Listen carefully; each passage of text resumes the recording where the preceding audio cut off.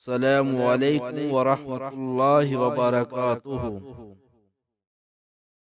آپ روزانہ کی ایک صحیح حدیث سننا چاہتے ہیں تو اس چینل کو سبسکرائب کر لیں، شکریہ۔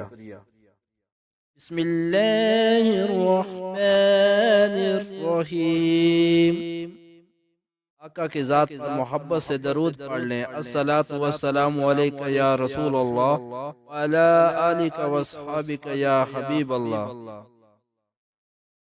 ابوبکر بن ابی موسیٰ اشعری رضی اللہ عنہ سے انہوں نے اپنے باپ سے روایت کیا کہ نبی صلی اللہ علیہ وسلم نے فرمایا کہ جس نے ٹھنڈے وقت کی دو نمازیں وقت پر پڑھیں، فجر اور عصر، وہ جنت میں داخل ہوگا۔ حدیث نمبر 574، صحیح بخاری۔